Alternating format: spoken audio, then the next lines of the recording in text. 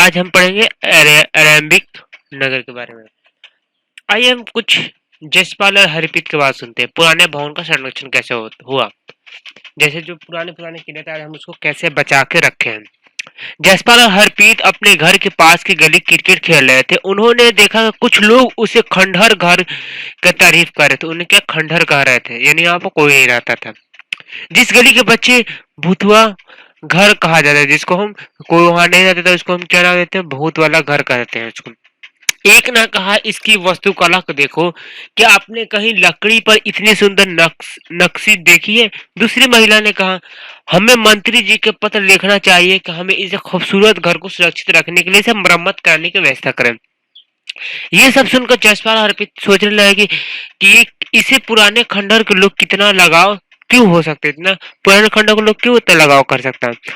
आइए हड़प्पा की कहानी हम पढ़ते हैं। अक्सर पुरानी इमारतों अपने कहानी बताते हुए लगभग 150 साल पहले की पंजाब पहली बार रेलवे लाइन बिछाई जा रही थी।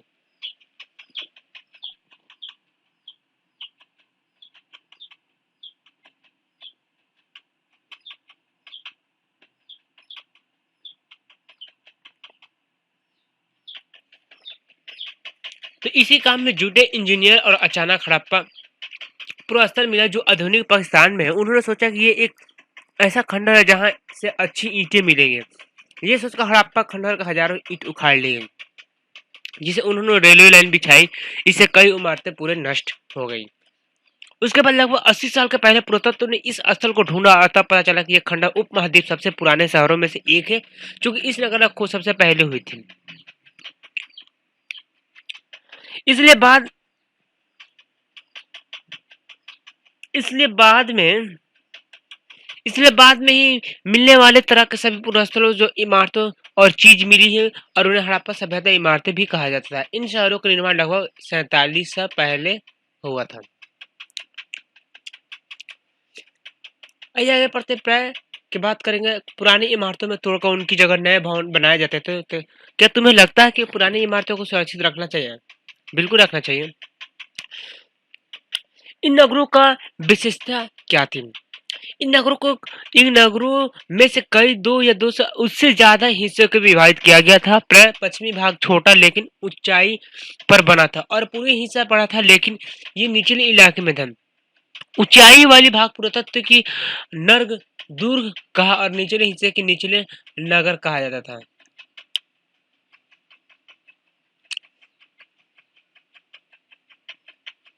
दोनों हिस्से के चार दीवारी में पक्की ईंटें बनाई जाती थी। इसकी ईंट इतनी अच्छी होती थी कि हजारों साल के बाद भी आज तक उनकी दीवार खड़ी रही। दीवार बनाने के लिए ईंट की चिनाई इस तरह करते थे कि जिससे दीवार खूब मजबूत रहे। कुछ नगरों में पहले ये पढ़ते हैं, ये नगर आधुनिक पाकिस्तान के पंजाब तथा सिंध प्रांत, भारत के गुजरात, राजस्थान, हरियाणा, पंजाब प्रांतों में से मिली है। इन सभी स्थलों को पुरातत्व अनोखी वस्तु मिली है, जैसे मिट्टी के लाल बर्तन जिनमें काले रंग के चित्र बने हैं, पत्थर के माट मोहरे बन के, तांबे और उपकरण और पत्थर के लंबे ब्लेड आदि।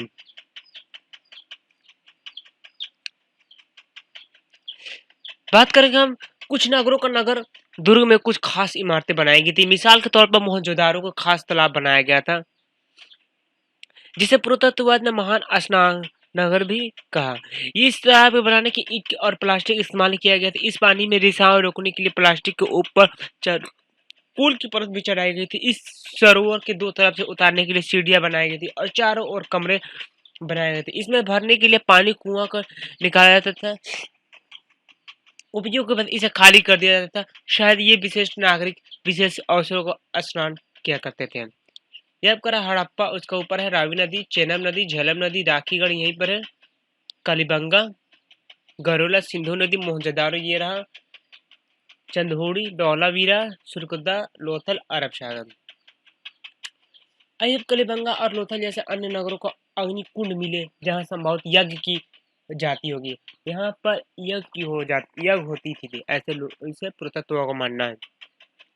हड़प्पा, मोहनजोदारो और लोथल जैसे कुछ नगरों में बड़े बड़े भंडार गृह मिले, मैंने उसके भंडार के घर मिले।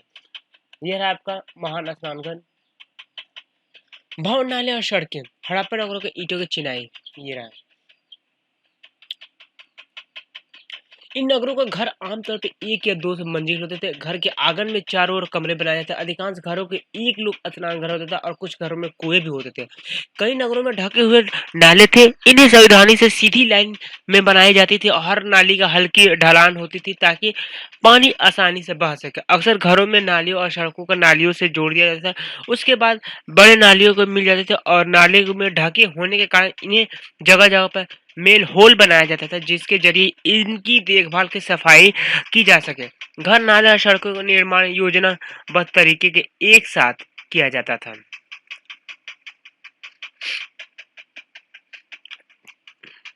नागरीय जीवन, उनका नागरिक जीवन क्या था? हड़प्पा की नगरों के बड़ी हलचल रहा करते होंगे। यहाँ पर ऐसे लोग रहते थे जो नगर के खास इमारतें बनाने की योजना में जुटे रहते थे। ये संभवतः ये यहाँ के शासक थे। यहाँ भी संभव है कि ये शासक लोगों के भेज के दूर दूर तक धातु, बहुमूल्य पत्थर और अन्य उपयोगी चीजें मंगवाते थे। शायद शासक लोग खूबसूरत मनके तथा सोने चांदी से बने आभूषण जैसे कीमती चीजों को अपने पास रखते थे। इन नगरों में लिपिक भी होते थे जो मोहरे पर तो लिखते थे, शायद अन्य चीज पे भी लिखते होंगे जो बच नहीं पाई है। इसके अलावा नगरों का शिल्पकार स्त्री पुरुष भी रहते थे जो अपने घरों में किसी उद्योग स्थल पर तरह तरह की चीज बनाते थे। लोग लंबी यात्रा भी करते थे और वहां से उपयुक्त वस्तु लाते थे, साथ ही लाते थे सुदूर देशों की किस्में कहानी। मिट्टी से बने खिलौने भी मिले जिनमें बच्चे खेलते होंगे। ये रहा आपका मेन होल जो नाली है। वो मोहनजोदाड़ो के एक सड़क पर ऊपर उसमें बना नाला, ऊपर कुआं, सॉरी ये नाला है, ये रहा आपका कुआं। एक मुहर ऊपर की चीज एक खास लिपि है, ये रहा लिपि। उपमहाद्वीप में गए लेखन को एक प्रचलित उदाहरण विद्वान ने इसे पढ़ने को उसे, लेकिन अभी तक ये पता नहीं चला कि इसका अर्थ क्या है। दाई और नीचे पकी मिट्टी के खिलौने, ये रहा खिलौने। मिट्टी के खिलौने भी उस समय होते थे। उस समय के लोग भी देखिए कितना बुद्धिमान थे कि कैसे घर बनाते थे, नाले बनाते थे, वो ऐसे नाली बनाते थे ढलान को पानी आसानी से बह सके। मेन होल भी बनाते थे वहां पर जब कचरा वो जम जाए तो उसे सफाया करते थे। उस समय के लोग भी बुद्धिस्ट बहुत ज्यादा थे, बुद्धिमान भी थे। नगर और नए शिल्प, आओ अब हम कुछ चीज ऐसे चीज के बारे में अध्ययन करो जो हड़प्पा नगरों में से प्राप्त हुआ। पुरातत्व कुछ चीज वही मिली, उनमें से अधिकतर पत्थर, सांख, तांबे, कांसे, सोने और चांदी जैसे धातुओं से बनाई गई थी। तांबे और कांसे के औजार, हथियार, गहने और बर्तन बनाए जाते थे। सोने और चांदी के गहने बर्तन बनाए जाते थे। यहाँ मिले सबसे आकर्षक वस्तु जो मन के बाट और फलक है।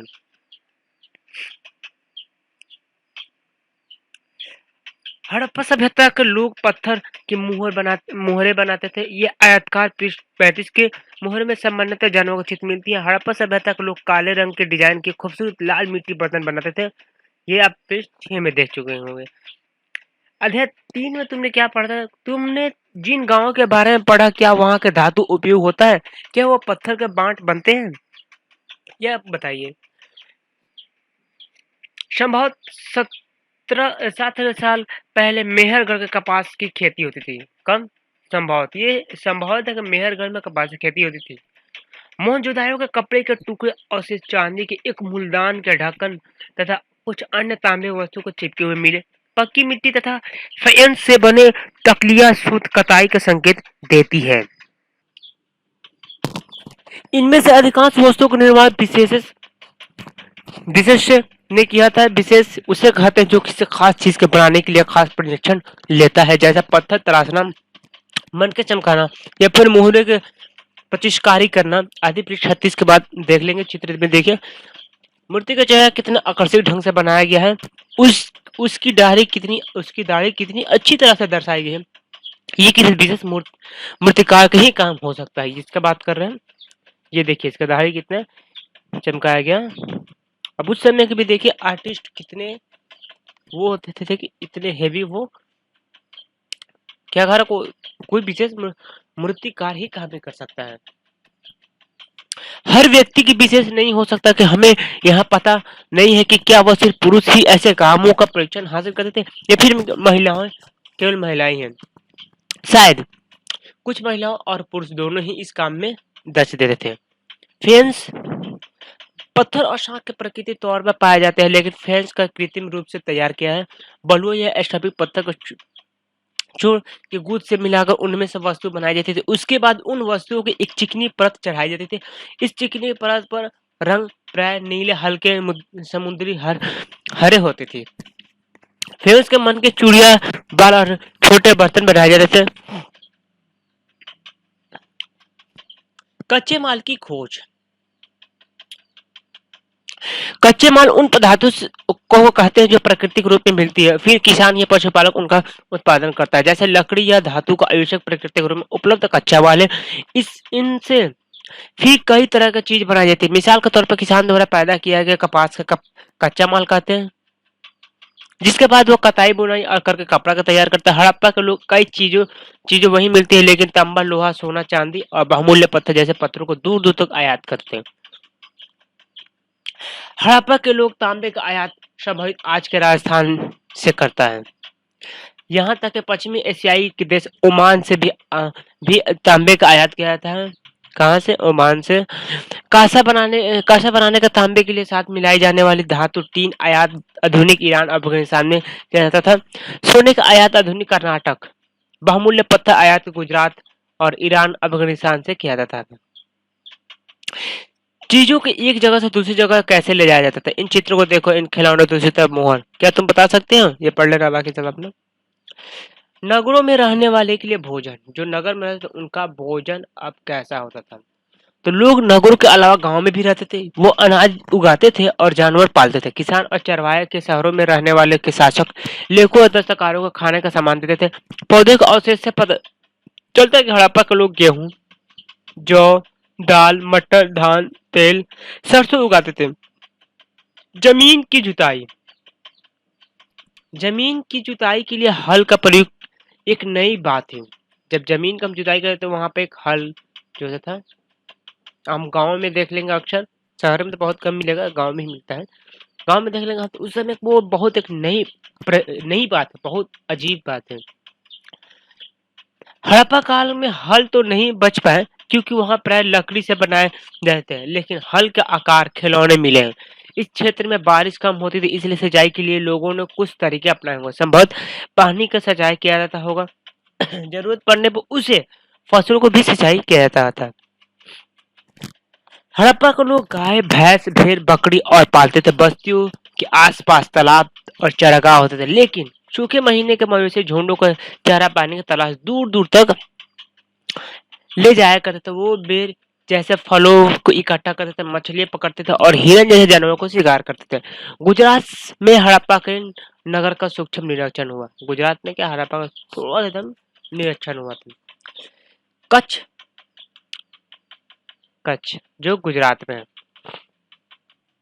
इलाके के खादिर बेत किनारे धौलावीरा नगर बसा है। खादिर बेत के किनारे क्या, धौलावीरा, एक ये दिल्ली में भी है धौला कुआं, ये धौलावीरा है। वहां साफ पानी मिलता था और जमीन उपजाऊ थी। जहां हड़प्पा सभ्यता कई नगर दो भागों में विभक्त थे, वही धौलावीरा नगर 3 भागों में बांटा गया था। इसके हर हिस्से में चारों ओर के पत्थर से ऊंची दीवार बनाई गई थी। इसके अंदर जाने के लिए बड़े बड़े प्रवेश द्वार थे। इस नगर के एक खुला मैदान था जहां सार्वजनिक कार्यक्रम आयोजित किया जाता। यहाँ मिले कुछ अवशेष हड़प्पा लिपि, बड़े बड़े अक्षरों का पत्थर की पाया खुदा पाया गया कि अभिलेख संभवत लकड़ी में जड़ गया था। यहाँ एक अनोखा अवशेष क्योंकि आमतौर पर हड़प्पा लेख, मोहर जैसे छोटी वस्तुओं पर पाई जाती है। गुजरात में खंभात खाड़ी में मिलने वाले साबरमती की एक उपनदी किनारे बसा लोथल नगर ऐसा स्थान पर बसा जहाँ कीमती पत्थर जैसा कच्चा माल आसानी से मिल जाता था। यही पत्थर शंखा और धातु जैसे बनाई गई चीजों के एक महत्वपूर्ण केंद्र था। इस नगर में एक भंडार गृह भी, इस भंडार गृह के कई मोहरे में मुद्रकान और मोहरबंदी यानी गीली मिट्टी से दबाना बने के छाप मिली है। लोथल बंदरगाह एक बड़ा तालाब लोथल बंदरगाह रहा होगा जहां समुद्र का रास्ता आने वाले नए रुकती होंगी। संभवत यहाँ पर माल चढ़ाया और उतारा जाता है। ये रहा। यहाँ पर इमारत भी मिली है जहाँ संभवतः मन के बनाने के काम होते थे। पत्थर के टुकड़े, अधबनी मन के बनाने वाले उपकरण और तैयार मन के भी यहाँ मिले हैं। मुद्रा, मोहर और मुद्रकान, मोहरबंदी। मोहरे के प्रयोग सामान से भरे उन डिब्बों या थैलियों को चिन्हित करने के लिए किया जाता है, जिन्हें एक जगह से दूसरी जगह भेजा जाता है। थैल के बंद करने के बाद उनकी मुहाने पर गीली मिट्टी पोत कर उन पर मुहर लगाई जाती थी। मुहर के छाप मुहरबंदी कहते थे। अगर ये छाप टूटी नहीं होती तो ये साबित हो जाता कि सामान के साथ छेड़छाड़ नहीं हुआ। सभ्यता के अंत का रहस्य। लगभग 39 साल पहले की एक बड़ा बदलाव देखने को मिला। अचानक लोग इन नगरों को छोड़ गए, लेकिन मुहर और बाटों के प्रयोग बंद हुआ। दूर दूर कच्चे माल आयात काफी कम हो गया। मोहनजोदाड़ों में सड़कों के कचड़े ढेर बनाने और जल निकास प्रणाली नष्ट हो गई और सड़कों को झुगनुमा घर बनाए जाने लगे। ये सब क्यों हुआ? ये सब क्यों हुआ? कुछ पता नहीं। कुछ विद्वानों का कहना है कि नदियां सूख गई थी, अन्य का कहना है कि जंगलों में विनाश हो गया था। इसका कारण हो सकता है कि ईंट पकने के लिए ईंधन की जरूरत पड़ती है। इसके अलावा मनुष्य का बड़े बड़े झुंडों को चरगाया घास वाले मैदान के समाप्त हो गए होंगे। कुछ इलाकों में बाढ़ आ गई थी, लेकिन इन कारणों की यह स्पष्ट नहीं हो पाता है कि सभी नगरों में अंत कैसे हो गया, क्योंकि बाढ़ और नदी सूखने का असर ही इलाके में हुआ होगा।